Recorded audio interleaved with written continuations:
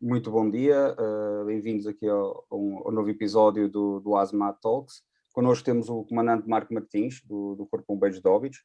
O comandante Marco ingressou no Corpo de Bombeiros de Óbidos no ano 96, onde progrediu na carreira até ser promovido a subchefe em 2004.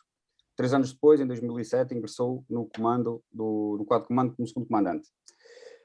Foi formador da Escola Nacional de Bombeiros de 2001 a 2008, esteve na gênese do Centro de Formação Especializada em Combate a Incêndios Estruturais em São João da Madeira. Em 2008 transitou da Escola Nacional para a Força Especial de Bombeiros, onde exerceu funções de adjunto a operações até fevereiro de 2013. Entre março de 2013 e maio de 2017, exerceu funções de adjunto a operações nacional no Comando Nacional de Operações de Socorro da Autoridade Nacional de Proteção Civil, tendo estado ligado, entre outras funções, à elaboração e revisão de diretivas operacionais nacionais e outros instrumentos de planeamento relacionado com a proteção civil. Desde 2019 é comandante do Corpo de Bombeiros de Óbidos e coordenador municipal de proteção civil da Câmara Municipal de Óbidos. A nível académico, o comandante Marco Martins é licenciado em Engenharia de Proteção Civil e mestrando em Riscos e Proteção Civil, estando a ministrar diversas disciplinas de ensino superior em Santarém e Porto Alegre. Pronto, aqui um short CV aqui do Sr. Comandante, a quem quero agradecer agora aqui em gravação o estar a participar connosco neste episódio do ASMAT Talks e partilhar um bocadinho da sua experiência em diversas áreas, mas aqui principalmente neste contacto, julgo eu que tenha sido neste ano entre 13 e 17 na Proteção Civil, na ANPC, onde teve ligado se calhar aqui um bocadinho à DON 3, a DON 3, que é uma bíblia com muitos procedimentos interessantes, mas pronto, queria antes mais dar-lhe aqui uma abertura e dar os parabéns, agradecer aliás, o estar aqui presente connosco no novo episódio do ASMAT Talks. Muito obrigado, Sr. Comandante. Boa tarde, Sr. Comandante, bem-vindo a mais este nosso novo episódio. Dar-lhe as boas-vindas e esperar que a nossa conversa hoje seja interessante no ponto de vista de tentarmos perceber um bocadinho mais sobre esta diretiva, que é tão importante para nós, operacionais no terreno, e que possa também nos dar o seu ponto de vista um bocadinho mais pessoal também, se assim for possível, sobre a implementação nos teatros de operações quando há acidentes envolvendo matérias perigosas. Então, bom dia a todos. Cabe-me inicialmente agradecer o convite que me foi formalizado e, naturalmente, dizer que foi com muito gosto que eu aceitei, porque faz parte da minha forma de ser e estar na vida, a partilha em permanência de experiências e conhecimentos que possam ser uma mais-valia para aqueles que, como nós, procuramos satisfazer as necessidades de resposta operacional àquilo que são as missões de proteção e socorro. Daí que, para mim, congratulo-me imenso poder contribuir neste fórum para alguma partilha de experiências, alguns conhecimentos, de forma a que consigamos, em conjunto, procurar as melhores soluções que vamos sentindo e que vamos necessitando ao longo daquilo que é a nossa atividade operacional. Daí que, enquanto puder e se sentir-me útil para o efeito, sempre estarei disponível para colaborar neste princípio de partilha de conhecimentos e experiências que são muito relevantes. Muito obrigado, Sr. Comandante. Eu, pronto, tive a oportunidade e o motivo que nos levou a convidar o Sr. Comandante foi no encontro estou aqui a ver os apontamentos, nas quartas jornadas das matérias perigosas na feira, em que houve no dia anterior às jornadas abertas, houve um encontro de pessoal ligado às matérias perigosas, tive a oportunidade e o gosto de ter estado presente, e o Sr. Comandante falou lá e ficou-me no ouvido, por assim dizer. Por isso já foi há 2 anos, ficou-me, como pode ver, ficou-me cá dentro, por assim dizer, sobre a importância aqui da nossa diretiva, principalmente, além da diretiva, podemos depois falar um bocadinho mais nela no âmbito geral, mas especialmente da importância do preenchimento da ficha de notificação inicial nas ativações, que iriam levar depois às ativações das eras, e gostaria que o Sr. Comandante, dentro daquilo que foi a sua experiência na NPC e no campo, o que é que se sente, a ideia que eu fiquei na altura da sua contribuição nesse dia, foi que os corpos de bombeiros, os agentes de proteção civil no geral, os corpos de bombeiros há como é que eu ia dizer, um desligamento, vamos chamar-lhe assim, às vezes do preenchimento da ficha de notificação inicial. existe a ativação toda e a passagem toda, mas não a formalização do procedimento, pronto, do fluxograma como está previsto na DON. Essa foi a sensação que fiquei e gostaria de saber se o Sr. Comandante seria esse o objetivo, qual é que se recorda dessa sessão e como é que vê essa importância da ficha de verificação inicial para a DON 3. Sim, eu recordo-me perfeitamente, até porque foi uma das causas que nos últimos tempos em que eu estive na Proteção Civil, no Comando Nacional, tive o cuidado de procurar encontrar um conjunto de soluções que fossem ao encontro das necessidades que nós encontramos. Eu vou só fazer um pequeno enquadramento da Diretiva Operacional Nacional, da 3, porque é importante nós percebermos onde é que ela se enquadra e acima de tudo, qual é que é, digamos,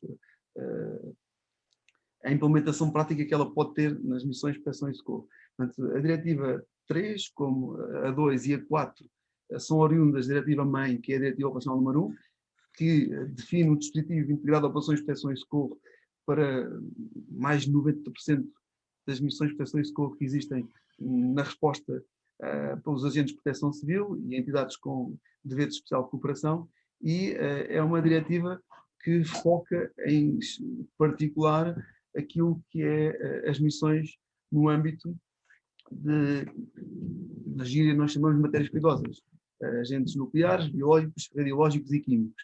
E neste contexto, face à especificidade da intervenção que é as matérias perigosas, portanto, os acidentes NRBQ, em 2010 sentiu-se a necessidade de criar um dispositivo próprio para intervenção nessa área específica, como aconteceu e agora atualmente com o dispositivo especial de combate a incêndios rurais, portanto é uma diretiva própria para incêndios rurais, para o combate a incêndios rurais, como também aconteceu para os acidentes com aeronaves, fora do espaço de jurisdição dos aeroportos e áreas militares, porque na verdade são ocorrências muito específicas, não acontecem todos os dias, mesmo os incêndios florestais têm uma periodicidade sazonal muito relevante e pelo facto requer uma intervenção diferenciada.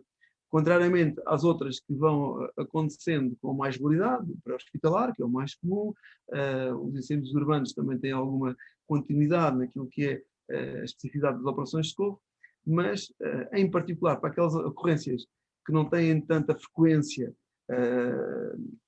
e que as suas especificidades de intervenção também não são muito diferenciadas, houve a necessidade de criar esta diretiva operacional para intervenção em matérias perigosas ou em ambientes NRBQ.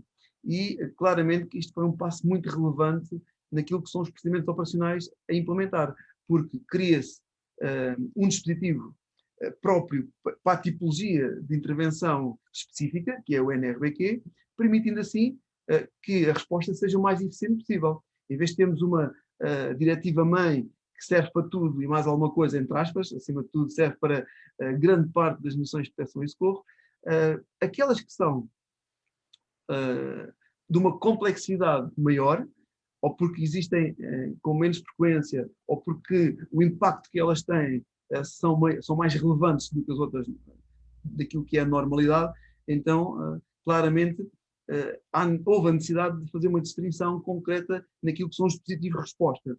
Daí que, em outubro de 2010, se criou esta diretiva, que ainda se encontra em vigor, para responder a situações NRBQ de uma forma muito personalizada e que faz todo o sentido. Pena é que não possam haver outras para outra especificidade de missões, como é o caso dos acidentes aquáticos, acidentes ferroviários e outros que têm particularidades muito diferentes daquelas que são as ocorrências do dia-a-dia, como por exemplo também o ressaltamento urbano, que requer também uma especificidade muito grande. Portanto, este era o enquadramento inicial que eu queria realmente aqui fazer, porque qualquer uma diretiva, ela nasce da diretiva-mãe, portanto, da diretiva operacional número 1, onde cria um dispositivo especial de proteção e socorro para grande parte das missões de proteção e socorro, e depois temos estas 3 missões que têm uma particularidade de intervenção face às especificidades e aos riscos e ao impacto que elas causam quando ocorrem os incêndios rurais, esta em particular que nós estamos a debater, que é o NRBQ, e os acidentes com as aeronaves. Neste contexto, claramente que a vertente nuclear, radiológica, biológica e química é uma especificidade muito significativa, no sentido de quando acontece algo, o impacto dessa ocorrência pode ser muito relevante, não só para as pessoas, mas também para os bens e para o ambiente. Daí que é claramente uma diretiva preponderante naquilo que é a sua implementação prática para minimizarmos os efeitos ou o impacto que os acidentes possam provocar nestas três grandes vertentes: pessoas, animais, bens e ambiente. E neste caso concreto, num trabalho que desenvolvi em particular em 2014, 2015, 2016, com algum detalhe, onde nas conclusões deste trabalho registou-se o facto de não se colocar em prática aquilo que está estipulado na diretiva, nomeadamente naquilo que é o preenchimento das três fichas: ficha de notificação inicial, ficha de reconhecimento e ficha de intervenção, o que havia aqui um incumprimento, na minha ótica, grave por parte das entidades que fazem parte integrante desta diretiva. E, se a memória ainda não me falha, são cerca de 25 entidades, agentes de proteção civil e entidades com deveres especial de colaboração, que estão elencados nesta diretiva. Portanto, primeiro que tudo, era importante estas entidades estarem interligadas entre si sobre o conteúdo da diretiva, coisa que não existia. Portanto, havia muitas entidades que sabiam da existência da diretiva, mas que ainda não estavam muito bem integrados naquilo que era os sistemas de gestão de operações, na implementação prática daquilo que são as operações de proteção e socorro, e chegámos, de facto, a essa conclusão de fazer uma revisão da diretiva, porque, na verdade, ela não estava a ir ao encontro das necessidades. Eu fiz um trabalho, aliás, nós fizemos, não foi um trabalho individual, mas foi um trabalho coletivo, um pouco exaustivo a nível nacional, com todos os comandos distritais e todos os corpos de bombeiros, particularizando aquele que tem missões especiais no âmbito da intervenção, nomeadamente Santa Maria da Feira, Coimbra, Lisboa, Setúbal, e que, na verdade, o que nós constatamos é que muitos dos procedimentos que estão elencados na diretiva não eram implementados. Em particular, e falando concretamente na questão que foi colocada, no preenchimento da ficha de notificação inicial. E só para termos uma ideia de enquadramento, qualquer entidade que receba um alerta de uma emergência na RBQ, seja as centrais 112, os corpos bombeiros, as forças de serviço de segurança ou outras, obrigatoriamente têm que preencher esta ficha de notificação inicial. Esta ficha de notificação inicial tem que ser preenchida por todos os corpos bombeiros, GNR, PSP, centrais 112. E depois de ser preenchida, ela é automaticamente enviada para o comando distrital da área de intervenção dessa zona, que por sua vez envia essa ficha para o comando nacional que está sediado em Carnaxide. Portanto, isto é um procedimento básico que está definido na diretiva e que, na verdade, muito poucas eram as entidades que contemplam esta diretiva que preenchiam esta ficha de notificação inicial. Por consequência, não havia a continuidade do fluxograma que está definido no sentido de implementarmos o que devia ser feito na prática, nomeadamente mobilização de uma equipa de reconhecimento e avaliação da situação, onde, chegando ao local, tinham que preencher uma ficha de reconhecimento. Por sua vez, essa equipa ERAS e a NRBQ, se não fosse detectado um agente NRBQ, mandava essa ficha de reconhecimento para o CDOS e essa ficha de reconhecimento era emitida para o Comando Nacional e a ocorrência ficava encerrada. Por sua vez, se a equipa ERAS, que faz a avaliação inicial, identificasse que fosse detectado um agente NRBQ, iria enviar essa ficha de reconhecimento para o Comando Distrital, de forma que fosse ativada uma equipa de intervenção. Por sua vez, a equipa de intervenção deslocava-se ao local, fazia a respectiva intervenção, enviava a ficha de intervenção para o posto de comando operacional. Por sua vez, o posto de comando operacional iria enviar essa ficha para o CROS e o comando distrital iria enviar para o comando nacional. Isto só para termos aqui uma ideia de todo o procedimento que está definido em termos de diretiva no âmbito daquilo que são intervenções da NRBQ. Qual foi o maior constrangimento ou a maior dificuldade? Primeira, grande parte das entidades, Corpo de Bombeiros, Forças de Serviço de Segurança, GNR e PSP e centros de 112, não preenchiam estas fichas. Ou pelo menos para aquilo que são as ocorrências mais comuns de NRBQ. Nós aqui questionávamos, então, uma fuga de gás é uma ocorrência NRBQ ou não. E havia aqui esta ambiguidade. Para alguns corpos-bombeiros era uma ocorrência NRBQ, para outros corpos-bombeiros não era uma ocorrência NRBQ. Portanto, e por consequência, essas fugas de gases deixaram de ser identificadas como ocorrência NRBQ. Portanto, era uma ocorrência tratada fora do NRBQ. E deixou de haver aqui uma linha orientadora que nos permitisse saber diferenciar ou separar o que é a ocorrência NRBQ do que é a ocorrência NRBQ. E isto fez com que não houvesse o cuidado das entidades que recebessem um alerta começarem o processo na base, que é o preenchimento da ficha de notificação inicial. Claramente, foi o maior constrangimento de sentido. Depois, outro constrangimento de sentido foi, de facto, não haver equipas diferenciadas de âmbito municipal que pudesse responder às ocorrências mais simplicistas, digamos assim, da NRBQ.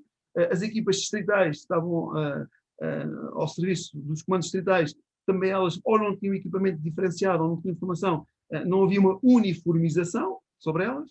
Portanto, e tínhamos aquelas equipas standard, que realmente têm força de intervenção diferenciada, como é o caso de Santa Maria da Feira, os bombeiros, os sapadores de Coimbra, o regimento de sapadores bombeiros de Lisboa e também a Setúbal, a Companhia de Sapadores bombeiros de Setúbal, assim como na altura GIPs da GNR, agora Unidade Especial de Intervenção, eram as entidades que o Comando Nacional tinha como a força-mãe, digamos assim, para intervir em situações mais complexas. Mas desvalorizava-se muito, e continua-se, na minha ótica, a desvalorizar as situações mais simples. E aquilo que eu penso é que, se nós não trabalharmos as situações mais simples, um dia, quando for necessário trabalhar uma situação mais complexa, vamos ter muitas dificuldades. O intuito, de facto, de nós criarmos uma ferramenta mais adequada às necessidades, surgiu com a revisão da diretiva. Então foi criado um grupo de trabalho, no qual eu estava a coordenar, na altura, com o propósito de tornar a diretiva mais simplicista, mais prática, para ser transversal a qualquer missão NRBQ. Começámos a fazer um trabalho em conjunto com a GNR, em conjunto com a APA, faziam parte integrante da equipa, a PSP, as equipas do risco da proteção civil, pessoas diferenciadas também nesta área, e fez de facto um trabalho que foi ao encontro das necessidades daquilo que era uma aplicabilidade mais prática, diretiva, de forma que ela fosse transversal a qualquer ocorrência NRBQ e que começasse a ser tratada com procedimentos standard e uniformizados em missões que nós classificássemos como missões de NRBQ. Porque, na verdade, aquilo que eu sinto ainda atualmente, embora já não seja uma abrangência total, como estava na altura na proteção civil sobre esta tipologia de missões, mas eu sinto que ainda há muita falta de cuidado de classificar o que é uma emergência NRBQ, de forma a que haja uma intervenção uniformizada, standardizada, que vá ao encontro daquilo que está na diretiva. Portanto, claramente, esta ficha de notificação inicial é muito pertinente, é muito relevante, mas não está valorizada. Está subvalorizada porque muitos corpos-bombeiros, eu até posso, enfim, cometer aqui um erro, mas, na verdade, muitos corpos-bombeiros nem sequer sabem que ela existe. Eu posso estar a dizer uma barbaridade, mas a minha sensibilidade é essa, que há muitos corpos-bombeiros que não sabem que ela existe, e depois aqueles que sabem que ela existe, provavelmente nunca a preencheram, nem em exercícios, nem em situações reais. Porquê? Porque, na verdade, não se valoriza muito aquilo que é uma emergência NRBQ. E volto novamente a questionar, uma fuga de gás é uma emergência NRBQ ou não?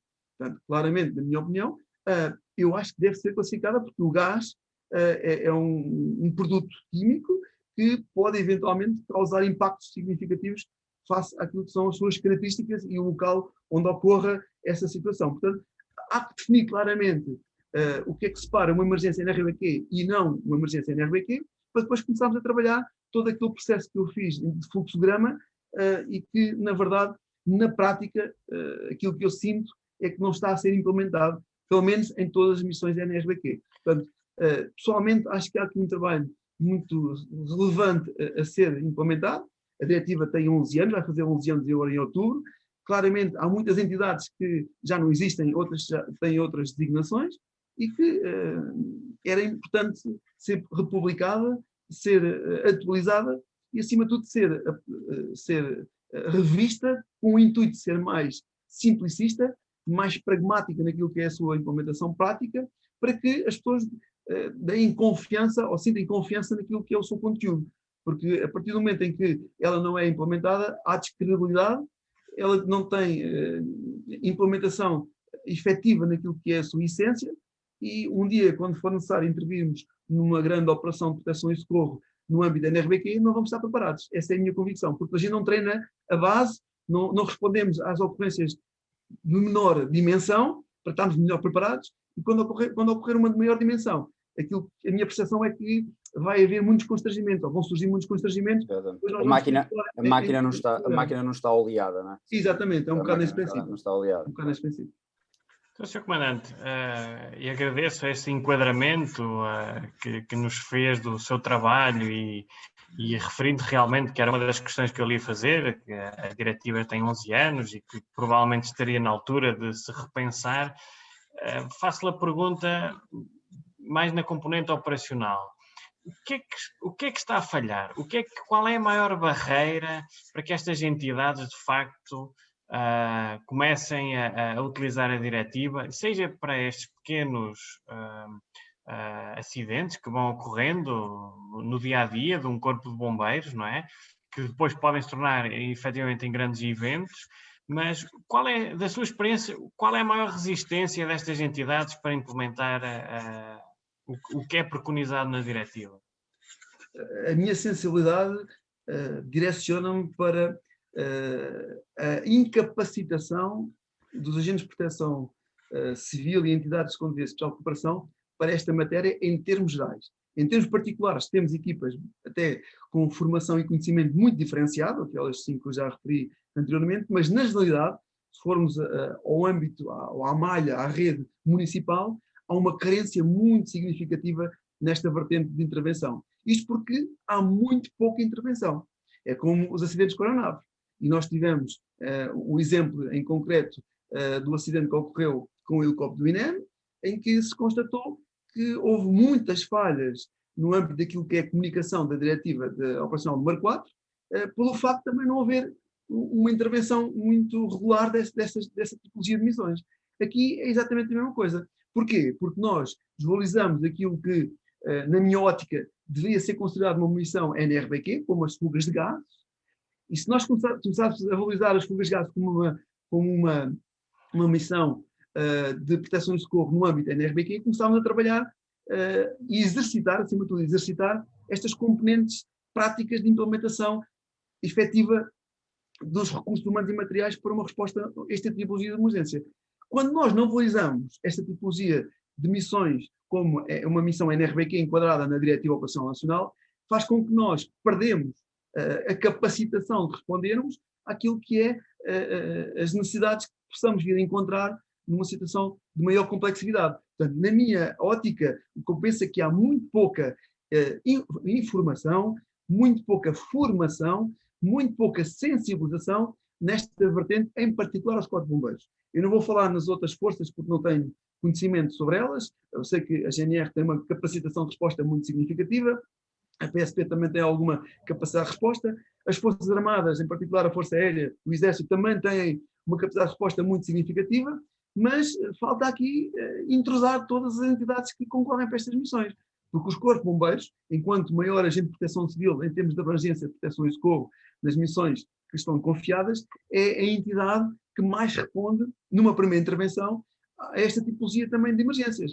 E aquilo que eu sinto é que há um déficit de formação muito grande por parte das equipas de primeira intervenção dos corpos de bombeiros, e devia-se apostar muito, por exemplo, nas equipas de primeira intervenção, nas EIPs, que cada vez mais começam a ter uma malha maior, e a minha experiência, que agora começa a ser menos em relação ao tempo em que eu estava na proteção civil, é que muitas dessas equipas não têm essa formação, não estão capacitadas para chegar a um acidente e façam uma primeira intervenção no âmbito daquilo que é a mitigação do risco, a limitação da propagação daquilo que é a componente da matéria perigosa que possa estar associada a ela e os conhecimentos que devem ter nestes procedimentos que a norma, neste caso a diretiva, determina. Portanto, se nós fôssemos fazer uma avaliação prática sobre esta tipologia, como eu fiz em 2015, ou aliás, como nós fizemos, sim, como nós fizemos em 2015 e 2016, íamos perceber que uma grande percentagem significativa dos corpos de bombeiros não sabia o que era a ficha de intervenção, não sabia o que era a ficha de reconhecimento, assim como também não sabe o que é a ficha de notificação inicial, porque há uma falta de sensibilização muito grande, há uma falta de conhecimento, há uma falta de formação que não chega aos corpos de bombeiros. Portanto, os comandos distritais vão tendo conhecimento, que é uma diretiva nacional, do qual ele tem responsabilidades, mas depois falta ligar o cordão umbilical do nacional, do distrital para o municipal. E, inclusive, já não vou falar no Serviço Municipal de Proteção Civil. Se fôssemos aqui pôr neste bolo o Serviço Municipal de Proteção Civil, que também tem uma competência muito grande de intervenção nesta vertente, na vertente logística, não só, aí então o descalabro ainda era maior. Portanto, estou só a abordar aqui ao nível dos corpos de bombeiros. E é aqui que nós temos que dar um passo relevante, que é fazer a revisão da diretiva, implementá-la devidamente revista, mais flexível, mais pragmática e depois treiná-la. Porque eu vou só resumir um pouco daquilo que é a missão diretiva. A missão diretiva diz claramente que é garantir uma adequada e expedita e eficaz mobilização de meios e recursos, portanto, de uma forma rápida, que seja perfeitamente programada e orientada para este tipo de missões, de forma a responder a missões de proteção e socorro que envolvem agentes NRBQ. Portanto, agentes NRBQ são inúmeros. E nós podemos aqui enquadrar realmente um conjunto de matérias, digamos assim, que se enquadram neste agente NRBQ. Uma questão que eu tenho vindo a colocar em fóruns semelhantes é, tendo em consideração que esta diretiva tem quatro mais um, mas 4 âmbitos de intervenção, portanto, a vertente nuclear, a vertente radiológica, a vertente biológica e a vertente química, portanto, são os 4, digamos, pilares da NRBQ. Depois temos outra área de intervenção, ou âmbito de intervenção, que é o reconhecimento, a detecção e a avaliação, tem procedimentos próprios de intervenção, embora o nuclear e o radiológico esteja muito junto, digamos, são intervenções muito similares, digamos assim, temos 3 núcleos grandes, nuclear, radiológicos, biológicos e químicos. E a minha questão é, a pandemia que nós temos a viver, o Covid-19, enquadra-se ou não como um risco biológico no âmbito do NRBQ? É uma questão que quem direito bastante pertinente. Mas, na verdade, o que atualmente hoje está em vigor, por parte da Proteção Civil, é a ativação do estado de alerta especial de nível amarelo para o dispositivo integrado de operações de proteção e socorro, ou seja, para o DIOPS, para a Diretiva Operacional número 1. Isso é o que está em vigor. Então, por que é que não se ativou a Diretiva Operacional número 3? Sendo que o vírus é um micro-organismo nocivo para, neste caso, os seres humanos, e que requer a intervenção de equipas especializadas, devidamente equipadas, com áreas de intervenção muito diferenciadas, com descontaminação, etc, etc. E até hoje nunca ninguém respondeu a esta questão de uma forma clara e objetiva. E o que nós temos em vigor é um dispositivo integrado de operações de proteção e socorro, ou seja, aquele que serve para todas as ocorrências, exceto para incêndios rurais, NRBQs e acidentes com aeronave, e que é esse que está em vigor em termos de estado de alerta especial, que se encontra ativo desde março de 2020. E é isto que, na verdade, eu questiono, enquanto elemento que faz parte das equipas de primeira intervenção, nesta tipologia de resposta NRBQ, e que ficam sem saber concretamente esta minha preocupação. Eu só pegando aqui numa questão que o professor comandante utilizou, e é bastante... acaba por, às vezes eu não vejo que seja... Concordo totalmente com o que disse, às vezes não vejo também que seja por negligência, às vezes é mais por desconhecimento, a falta de ativação. Eu vou usar exatamente uma coisa que o professor comandante disse, que é a DON quer uma resposta expedita, não é? Foi criada para uma resposta expedita. E nós, quando nós vemos as equipas robustas de matérias perigosas ou NRBQ, sejam elas de qualquer uma dessas entidades que o Sr. Comandante disse, normalmente não são veículos ligeiros, não é? O veículo ligeiro será a ERAS, não é? A ERAS é aquela que vai à frente, é aquela que avalia e adequa os meios que vêm a seguir. Quanto mais tempo se demorar, e é uma coisa que nós temos tentado sensibilizar dentro daquilo que conseguimos, os nossos seguidores e as formações que nós vamos dando, quanto mais depressa a ficha de notificação for preenchida, o reconhecimento for bem feito, não é? O reconhecimento dos primeiros intervenientes, agentes de proteção civil a chegar ao terreno, pode ser a PSP, pode ser a GNR, se for um acidente de viação, pode ser, às vezes nós até dizemos, pode ser o operador de câmara da brisa, não é? Que detecta lá um cisterna, por exemplo, o que for. Quanto mais depressa for feita essa ativação dos meios, mais depressa chega a aéreas, mais depressa chega às equipas especializadas que demoram mesmo muito tempo a ser projetadas no terreno. e às vezes julgo que seja um bocado por aí que falha. É o desconhecimento que demora muito tempo a chegar à ajuda. Eu já transferi para aqui. Isso é um facto. E, na verdade, se nós fizermos um exercício naquilo que está devidamente contemplado para a existência de ERAS distrital, vamos perceber quantas equipas de reconhecimento e avaliação da situação NRBQ existem por distrito. A Força Especial de Proteção Civil tem equipas devidamente formatadas para esse efeito, com alguma carência eventualmente de algum equipamento. Aqueles corpos de bombeiros que eu falei há pouco que são diferenciados também dessas equipas. O EPS da GNR também dessas equipas, mas se formos para o nível local, para o nível municipal, então isso é um descalabro. Há uma carência muito grande. E essa intervenção expedita tem que ser feita de nível municipal. Portanto, não tem que haver uma equipa por Corpo de Bombeiros, mas se houvesse uma equipa por NUTs 3, são as comunidades intermunicipais, fazia todo o sentido. E havia capacidade de treinar com regularidade, havia capacidade das próprias comunidades intermunicipais financiarem essas equipas com equipamentos através de concursos internacionais que vão surgindo e que se podem equipar, e que há exemplos concretos noutras vertentes de atuação fora do NRBQ que estão a ser cada vez mais implementados. Portanto, fazendo uma avaliação muito simplicista neste nível, concluímos logo que há aqui uma carência muito grande nesta vertente de intervenção expedita, conforme está claramente identificado na diretiva, tem que ser assim. E também diz na diretiva que para nós validarmos aquilo que é a eficiência diretiva, aquilo que é a capacitação diretiva, devem ser realizados exercícios com uma periodicidade razoável. É o que lá está escrito, se a memória não me falha. Para mim, uma periodicidade razoável, se calhar uma vez por mês. Se calhar para um outro comandante, uma periodicidade razoável uma vez por ano. Depois há outros que dizem que uma periodicidade razoável é uma vez de 10 em 10 anos. Ou seja, também aqui... Sim, não vai muito ao ponto, não é? Deixa-se no âmbito.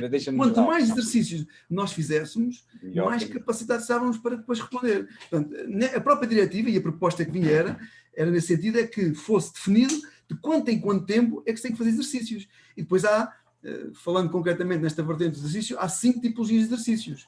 Há os exercícios onde nós fazemos um seminário de orientação, há os exercícios setoriais, há os exercícios de decisão, há os exercícios funcionais e há os exercícios à escala real. Portanto, nós não tínhamos que fazer um exercício à escala real todos os meses, mas se calhar se fizéssemos o exercício setorial à decisão todos os meses, que é um exercício que não envolve aglomeração de meios, recursos humanos e materiais, mas sim um exercício tipo tabletop, exercise ou comando post exercise, fazia-se perfeitamente bem. Agora, a mim, pessoalmente, não me choca nada fazer todos os anos um exercício à escala real, a nível distrital ou a nível nacional, se quisermos ser mais abrangentes, ou pelo menos fazermos todos os anos um exercício à escala distrital e de 5 em 5 anos ou 10 em 10 anos fazer um exercício à escala nacional, para testarmos aquilo que é realmente eficiente e nós devemos continuar, e em particular aquilo que não está realmente adequado e que temos que alterar e ajustar. Este é o princípio que está associado ao ciclo de gestão de emergência, que nós não valorizamos. Tal e qual, e até o próprio ciclo de revisão deste tipo de doutrina requer treino para depois adequar a doutrina àquilo que é a realidade. Não é? Se nós não conseguimos detectar onde é que está a pedra na engrenagem, nunca mais a vamos tirar de lá. Não é? Mas pronto. Bem, Sr. Comandante, já agradeço desde já aqui a participação. A ideia destes episódios é ser assim por volta dos 20, 30 minutos. E acho que já abordou, aliás, a sua primeira intervenção com esse resumo e enquadramento. Foi um bocado exaustivo. Não foi, muito pelo contrário, foi bastante direta e esclarecedora, acima de tudo. Esclarecedora, exatamente. Não foi nada exaustivo nem nada aborrecido, foi mesmo exatamente ao ponto, logo ao âmago da questão, que é o enquadramento da diretiva e a importância de todo este fluxograma para se ter uma resposta capaz. Por isso, Comandante, obrigado pela sua partilha, foi excelente. Esperemos então que ajude quem nos ouve e quem nós conseguimos divulgar esta entrevista, que ajude pelo menos a levantar. Eu vou deixar os links na descrição depois do vídeo da Diretiva Operacional Nacional e tudo isso, para as pessoas, quem não conhece, que vá ler, que não é um documento muito... Tenho aqui, este é o documento mesmo da ANPC. Não estamos a falar de uma Bíblia, não é? Estamos a falar... Exatamente. Se lê bastante bem, tem bastantes fluxogramas, dê uma vista de olhos, vejam as fichas de notificação. A ficha de notificação, só que chega, e eu, sendo militar, vejo aqui uma parte final sobre quem dá a característica da pessoa que dá a chamada de alerta, isto também deve ter importância para a investigação, se for um ato intencional, se for alguma coisa com um ato intencional. Tudo isto é muito importante e as pessoas devem se debruçar um bocado sobre isto, os agentes de proteção civil e as entidades com responsabilidades nesta área. Sr. Comandante, muito obrigado pela disponibilidade. Eu que agradeço. Ora, essa. Disponham sempre, aquilo que eu puder colaborar, tem toda a minha disponibilidade, com toda a certeza. Muito obrigado. Muito obrigado, Obrigado, Sr. Comandante.